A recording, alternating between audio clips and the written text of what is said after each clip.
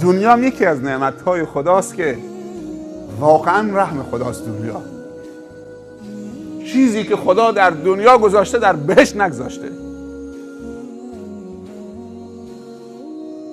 در بهشت سجده نیست، رکوع نیست، فقط در دنیاست.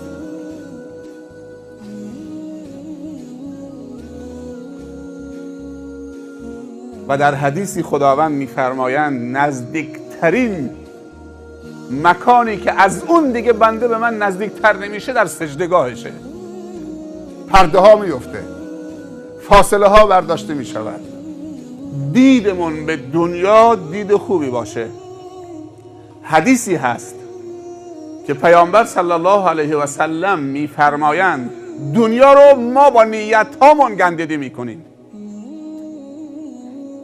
دنیا، بندگان خدا با نیت‌های منفی نسبت به دنیا رو بدبو و عفن میکنن.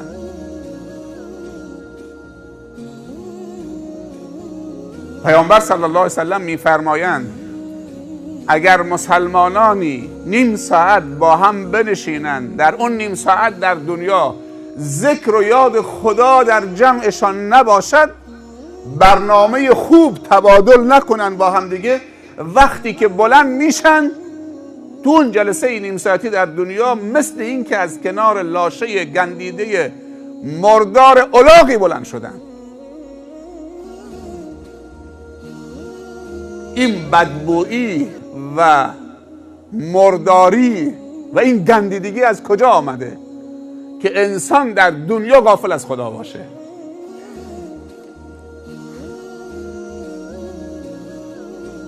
اما اگر غافل نباشیم،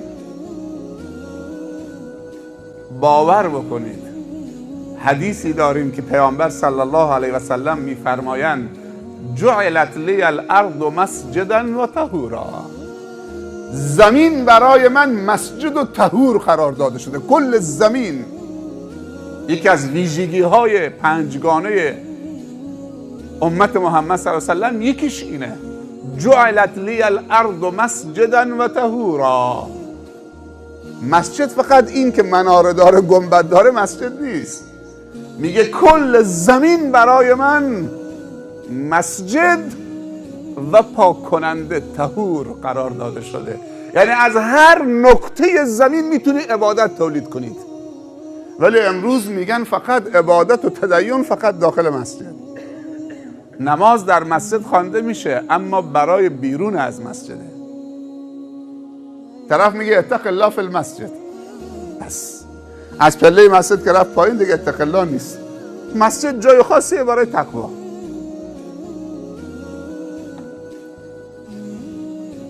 شما دیدی موقع حج زنهای مسلمان لباسشون عوض میشه. حالا کاری به مردا ندارن. بعضی زنها سوال میکنن جناب شیخ برای حجمون باید لباس سفید بدوزیم، لباس سبز بدوزیم، میخوام بریم عمره حج. لباس زن مسلمان در حج و غیر از حج همون لباسه، هیچ فرقی نمیکنه. لباس مرد فقط 2 تا لنگه، ازار و ردا. ولی لباس زن مسلمان در غیر حج و حج یکیه، یک وصف داره. حج لباس زن مسلمان رو عوض نمیکنه، ولی ما داریم عوض میکنیم. برای عروسی لباس خاص. حج که میخواد بره دیگه فرشته میشه. از حج که برمیگرده دعوت عروسیه، اونجا دیگه اگر اون لباس بپوشه ازش مسخره میکنن، کلاسش میاد پایین. چطوری این لباس تو مسجد الحرام کلاس داشت، تو عروسی فلان بنده خدا کلاس نداره؟ خیلی عجیبه. در خانه خدا کلاس داره، در خانه بنده خدا کلاس نداره. این لباس که تو درش میاری. الله کلاس داره یا بنده خدا کلاس داره؟ اگر کلاسی هم گیرش آمده از برکت خداست. اگر حرمتی پیدا کرده چون که میگن فلانی بنده خداست.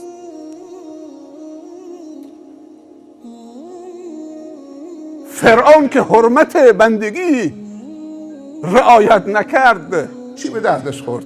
دست و پا میزد تو همون و هذه الانهار تجری من تحتی، اینا انهارن که از زیر قصر من وارد میشن. همون انهار رو لوله کرد برد تو حلقومش، حالا درش بیاد. انا ربکم الاعلی. تا زمانی که ما میگیم الله رب ماست، ما کلاس داریم، ما امنیت داریم، ما مسئولیت داریم، ما پیشرفت و ترقی داریم.